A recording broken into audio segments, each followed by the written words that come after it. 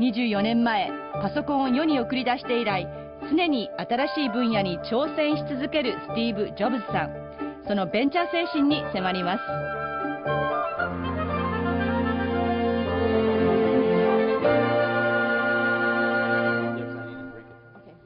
Fine, that's fine.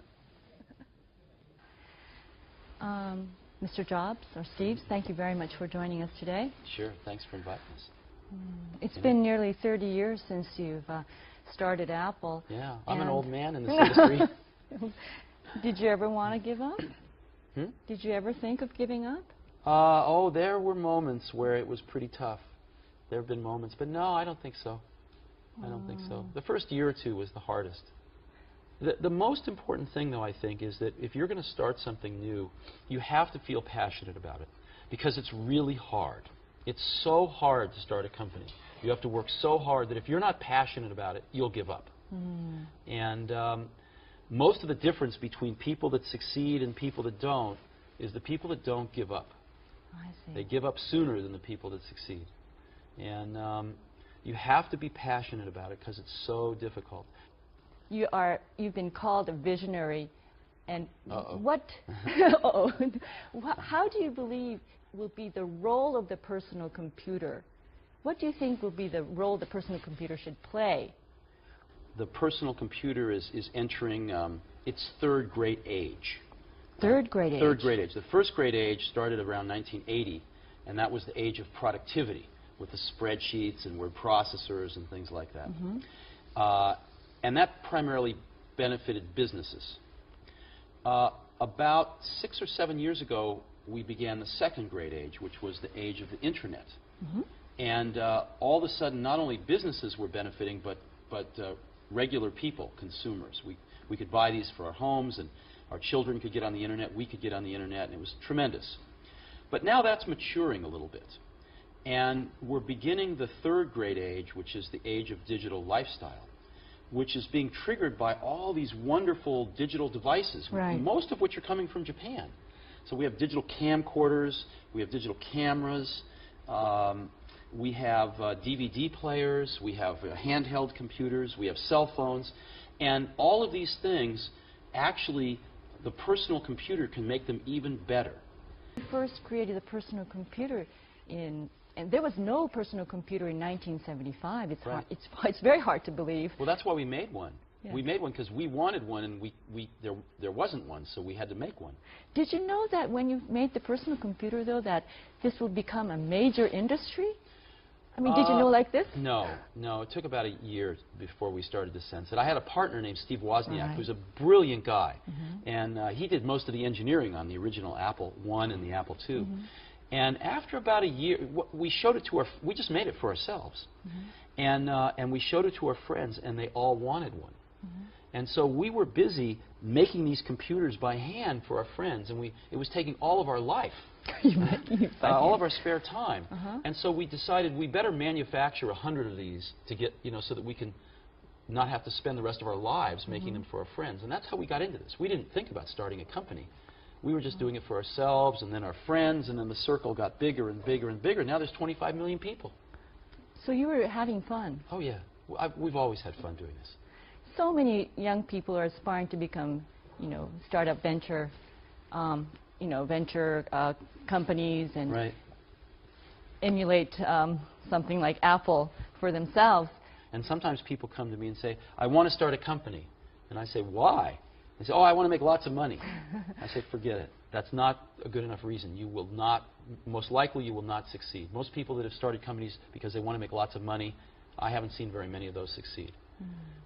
The ones that succeed are people that come, sometimes they don't even want to start a company, they just have an idea that they want to get out, express out into the world. And oftentimes they have to start a company because nobody else will listen to them. Think different is easy to say. I mean, it's just 2 words. It's easy to say, but much harder to do. But it's a company of 10,000 people. How do you permeate the message throughout all the employees? What do you say to them? Well, you permeate it by example, ultimately. And in other words, when something's not quite good enough, do you stop and make it better, or do you just ship it? You know, and everybody watches to see how the senior management makes those decisions. And what we've tried to do is stop and make it great before we ship it. When we have problems, stop and fix them. And by example, you can say anything you want, but everybody watches very carefully when you're in a difficult situation what decisions you make, what values you have. I mean, there are so many Japanese companies who are now trying to rejuvenate themselves, trying to instill a sense of sort of adventure spirit in their companies. And they would like to know how you do it. And, you know, it's probably it's probably not easy to do. Yeah, you know, we try to hire really smart people, but we have a very simple organization, and we try to focus and do very few things well. And focusing's hard because focusing doesn't mean saying yes, it means saying no. So we decide not to do a lot of things so we can focus on a few handfuls of things and do them well. And I think you know, everybody working at a company wants to do something great. They want to be excited about what they're working on, and they want to be recognized for it if they do a really great job. So we just try to allow people to do the best work of their lives at Apple and get it out to 25 million customers that we have. And that's very exciting. And when you're working on something, and you know, if this works out, up to 25 million people are going to use this. It's very motivating. You know? And it's not just 25 million of our customers, but other companies tend to follow us. You know, it takes them a few years, but other companies tend to copy what we do if it works. And so we can influence the whole industry. Because the environment of personal computers is becoming very, very, I'd say negative. The personal computer market is not so vibrant. It used to be the engine for the American growth. What is your perception as an entrepreneur for the prospect? I don't see it quite the same way, but that's okay because Apple's in a great spot. Apple, maybe 3 or 4 years ago, was a little fragile. But in the last 3 or 4 years, everyone at Apple's worked so hard, and we've got such great customers that we've sold a lot of computers. But some people say that we're now entering a post-PC era, that the personal computer age is behind us, and there are many, many portable net applications that are available. Why do you think the PC can be the center? Well, because let me give you, see, we've been focusing on the Internet for the last 6, 7 years, and that's been appropriate. But the Internet is just one of the things we can do with a computer. And let me give you an example. The Internet, I love the Internet, but the Internet has no emotion to it. The Internet's very... It's an information It's just information. It's very intellectual, and the bandwidth isn't there to deliver emotion. To deliver emotion, you have to have higher bandwidth. And so most people don't have Internet connections that are high enough bandwidth. Most content is not created for the Internet to be emotional. And we see at Apple, one of the things we've always felt is that we want to stand at the intersection of technology and humanities. We want to bring the humanist element into these tools and not have them just serve our intellectual side, but have them serve some other sides of us as well. And so that's I think, what we do particularly well. Why do you think you need to put emotion into it now, though? There's a lot of forces in life that tend to funnel us down into this institutionalized path, and where people, you know, where people sometimes forget that that they're very unique, and that they have very unique feelings and perspectives. And again, it's, you know, the whole computer industry wants to forget about the humanist side and just focus on the technology. And a lot of our industry focuses just on more is better, more megahertz and megabytes and, you know, speeds and feeds, we call it. But we think there's a whole other side to the coin, which is, what do you do with these things? Can we do more than just spreadsheets and word processors?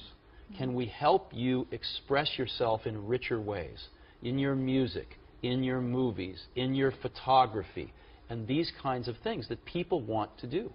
Do you have a camcorder? I do have a camcorder, but not a digital. But you have a camcorder. Yes. And you take lots of footage. Do you ever go back and watch it much? Or does it just sit on tapes on the shelf? Yes, it's hard to go back and watch it. Right. Keep taking more and more. Because it's really boring. So what you really want to do is edit it down and make a little movie. And then you watch that movie over and over, and you can send it to your family, you can send it to your friends, you can put it on the internet. Well, as an example, I have some children. And, four children, I understand. And I shoot some footage, and I remember making my first iMovie where I could edit the clips together, and I could put some cross dissolves in and some titles on. And then I took one of my favorite pieces of music and stuck it in and added a soundtrack, and I made about a 3-minute movie. And I showed it to my wife, and she started crying. But you have to be so creative yourself. Actually, I don't know how many people can be so creative as to want to spend their time making movies and, you know, listening to digital music. Maybe somebody like you who are very, very digitalized can help. We've had over 1 million customers make movies now with iMovie. Over 1 million. And some of the movies are, you know, maybe are better than others. But they all are very emotional. And yet our industry, the whole personal computer industry, hasn't really talked to that side of people before. We've just talked to the side of people that has to add up, you know, numbers and write a letter. But there's so much more to it than that. And I think we're finally, with this digital lifestyle era opening, going to be addressing those other things that all of us do, you know, some of every single day. I mean, you said that you've become an old man in the industry after 30 years. But do you see, how do you see yourself 10 years from now? You know, my headlights are not that good. I don't know. I don't really think about it. You know, I think about a year, 2, 3 down the road. We have some projects at Apple that are sort of maybe 4 years down the road, 5 years, probably like 3 or 4 at the most. Because things change too much. You can be going down a path, you say, well, in 5 years I want to be here. But then something new happens, and you just say, forget that, I want to be over there. So most of this 5-year planning that I've seen in my life, some of it's essential, but most of it changes too quickly. So we tend to look 3, 4 years. It's about as far ahead as we can see. So your quest for fun continues. Oh, yeah. Okay. Thank you. Thank you very much, Steve. Thank you.